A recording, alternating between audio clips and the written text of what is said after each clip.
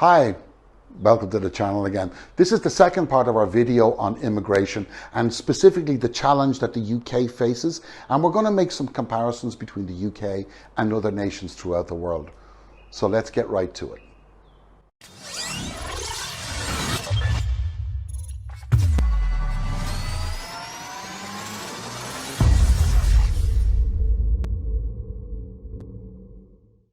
So, the vast majority of these immigrants, both legal and illegal, receive a salary of just $365 per month. But there are three fundamental differences that separate immigration in Malaysia to that of Canada, Australia, and indeed the UK, and it's quite shocking. The legal immigrants in Malaysia can only work for the employer that applied for their permit, and those contracts will be a minimum of 5 years, no matter the working conditions, okay? If the employee doesn't like it, well, tough, because they require their employers to allow them to go back, and that just doesn't happen. They will get 2 days off per month and work, generally speaking, 10 hours per day, and that works out at about $1.80 per hour. Now, despite this, however, many are happy to continue and stay even longer. But, and here's where the real difference occurs between how things happen in Malaysia and others. Generally speaking, the immigrants go to Malaysia to earn money. Accommodation is provided by the companies that employ them, but you'll have at least 6 people in a standard box room equivalent in the UK. Food, unless you're in that sort of industry, well, that's at the worker's expense. But now for the pied de la resistance, these workers repatriate almost their entire salary. They contribute very little to the local economy. Why? Well, because there is absolutely zero chance of them being given permanent status. They know that they will be forced to go back to their own country. So there is no incentive upon them to open bank accounts, save money, buy a car, buy a house, buy anything. They know they're going to go back. So though they have massive immigration and their economy completely depends on it, they go around in a vicious circle because the immigrant workers do not invest back into the economy, okay? Now, finally, we come to the UK.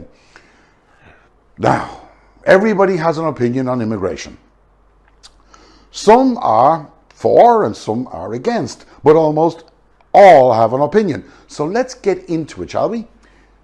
We are all aware that there have been some issues of shortages of labour in particular industries as a result of Brexit. That's not news. Some amongst us ignore it, which is stupid, and others jump on it as an opportunity to support their ideology. Again, also a little bit naive. But no matter what anyone says, we are still aware that things do take some time to bed down and for an industry to find a workable solution. The UK has adopted a points-based immigration system based broadly on the same terms as the Australian model, which seems to have worked for Australia so far. However, the attraction of Australia is very different to that of the UK. Australia is regarded as perhaps one of the most accepting of different cultures, no matter the background, with a deep respect for all creeds, colour and ethnicities. It is where one can make one's fortune with the other race.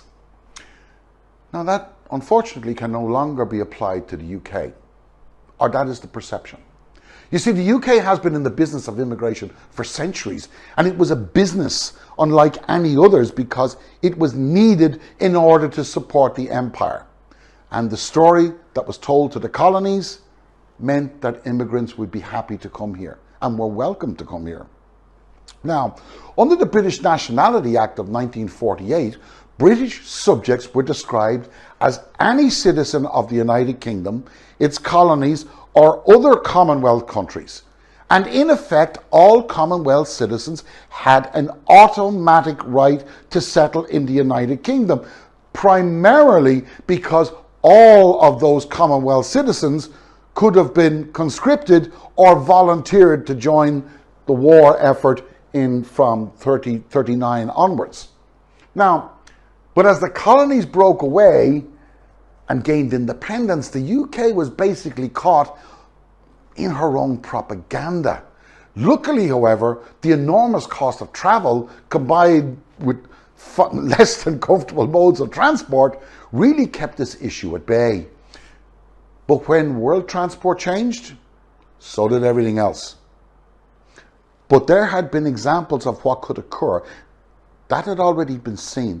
You see, in a very sparsely populated frontier area in Hong Kong known as Santin, 85 to 90% of males left for the United Kingdom between 1955 and 1962. In just 7 years, they came from Hong Kong to work in British factories, foundries, railways, buses, hotels, restaurants, all of the jobs that the British people didn't want. But things were about to change as international travel made its impact, and the UK had to act. It had to go back on what they'd promised. Immigration was first restricted by Parliament by the Commonwealth Immigration Act of '62, which imposed immigration controls on subjects originating from outside the British Islands, England, Ireland, Scotland, Wales. Now, this was, however, amended by the 1971 Act for 3 reasons. One was that the UK needed a workable policy that did not infringe on the rights of now UK citizens who had come in before '62 and come in quite a lot.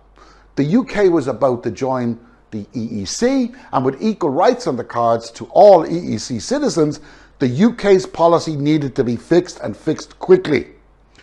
Harold Winsel's government proposed the Commonwealth Immigration Act of '68, but he did it in a literal response to a threat of 200,000 Asian immigrants being forced to leave Kenya due to its attempt at the time of what they called Africanization in 1967.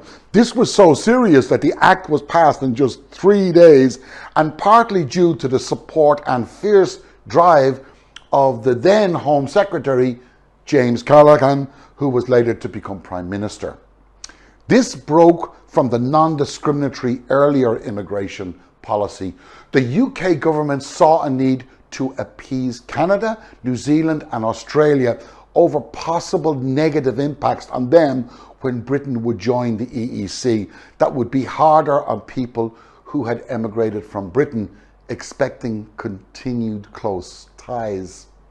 Now, since then, however, UK citizens had the right to sponsor other relatives, and they did so in vast numbers. You see, the majority of immigrants arrived in the UK with all their documents in place up until the late 70s because A, they were entitled to do it, B, though travel was more affordable, and at the time it was a massive sum of money to those traveling from other colonies,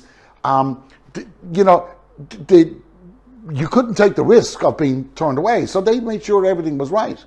Now some UK politicians have focused heavily on the Channel boat people, their loud calls to leave the European Convention of Human Rights, the ECHR, because Brexit means out, out, out from under the shackles, I add, of the EU. This is absolute and utter complete nonsense. Nonsense. Let us be crystal and as positively clear as a sunny midsummer's morning. The ECHR is not and never was under the control or the authority of the EEC or the EU. The European Convention on Human Rights, the ECHR, which is often referred to by stupid politicians, is an international human rights treaty between the 47 states that are members of the Council of Europe and has nothing to do with the EU. But to sum things up in today's terms, it's estimated by those who are completely anti-immigration, that up to 7,000 people came across the channel illegally last year, and that represents 0.0001% of the UK's population. So it's hardly an invasion.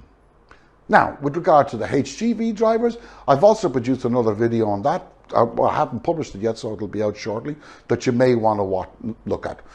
Listen, thanks for watching, and don't forget to do the thing with the bell yoke and that big red subscribe rectangle thing. I really appreciate it. Thanks very much.